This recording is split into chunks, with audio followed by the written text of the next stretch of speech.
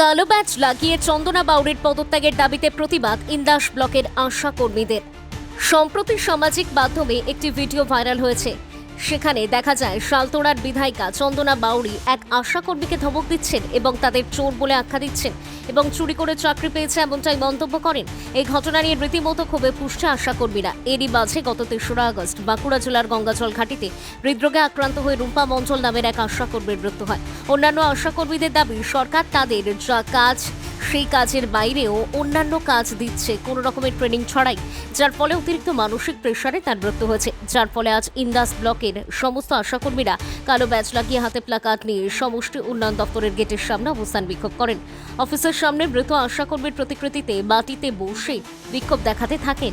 পরে ইন্দাস ব্লকের বিডিওর কাছে তাদের বেশ কিছু দাবি দেওয়া লিখিত আকারে জমা দেন।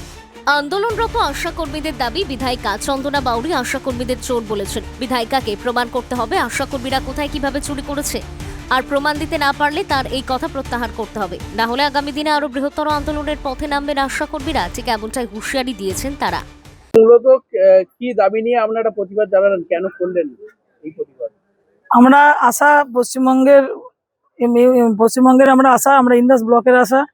আমাদের গত পরশুদিন আমাদের বাঁকুড়া জেলার একটি গঙ্গাজল ঘাটের একটি আশা দিদি এই আয়ুষ্মান কাজের চাপে, মাত্রাতিরিক্ত চাপ এবং বিধায়িকা চন্দনা বাউরির অপমানজনক কথাবার্তা এবং অশ্লীল কথাবার্তা সহ্য করতে না পেরে স্ট্রোক হয়েছে।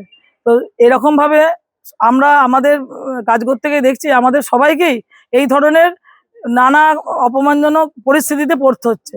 তো আজকে একটা রুম্পা মণ্ডল মারা গেছে, তার জন্য আমরা গভীর শোকাহত এবং কখনোই আমরা চাইছি না যে এই ধরনের পরিস্থিতি ঘটুক। আমরা চন্দনা বাউরি মহাশয়ের পদত্যাগ চাইছি, কারণ যারা প্রশাসনে থেকে এরকম এরকম ভাষা ইউজ করতে পারে এবং মা বাচ্চারা যারা কাজ করে তারা সবাই মা, সেই মাকে যারা অপমান করে, আমার মনে হয় না তারা মা সম্বন্ধে কোনো অভিজ্ঞতা আছে এবং আশাদের সম্বন্ধে কোনো অভিজ্ঞতা আছে। সেই জন্য আমরা আজকে এখানে উপস্থিত হয়ে কেওয়াইসি কাজ আমরা করতে চাইছি না, মা বাচ্চা ছাড়া কোনো কাজ করতে চাইছি না, সেইটি বলার জন্য আমরা বিডিও সাহেবের কাছে এসেছি।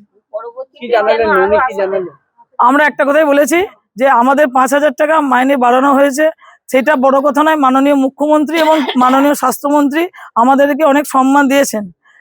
উনি বলেছেন বেগুনি শাড়ি দেখে সবাই সম্মান করবে, কারণ ভগবানের পরে যদি কেউ স্থান থাকে সেটা হচ্ছে আশাদের। তাহলে এই নতুন সরকার যারা আমরা দেখতে পাচ্ছি এখান ওখান পুজো করে বেড়াচ্ছে, পুষ্পবৃষ্টি ফেলছে, তারা আমাদের মতো মায়েদের অপমান করছে, তাহলে এটা দুটো জিনিসটা ঠিক হচ্ছে না। তাহলে আমরা এই জন্যই বলে যে এলাম যে আপনার ইন্দাস ব্লকের আমরা 164টা আশা আছি। কাজের ক্ষেত্রে যদি আমাদের কোনো রকম উস্কানিমূলক মন্তব্যের জেরে যদি আমরা কোনো রকম বিপদে পড়ি, তাহলে আমরা সব কাজ বন্ধ রাখবো। আপনার নাম এবং পরিচয়? আমার নাম কেয়া দত্ত, আমরা ইন্দাস ব্লকের ইন্দাস সাব সেন্টারে আছি। Bureau report, news বঙ্গলেখনী।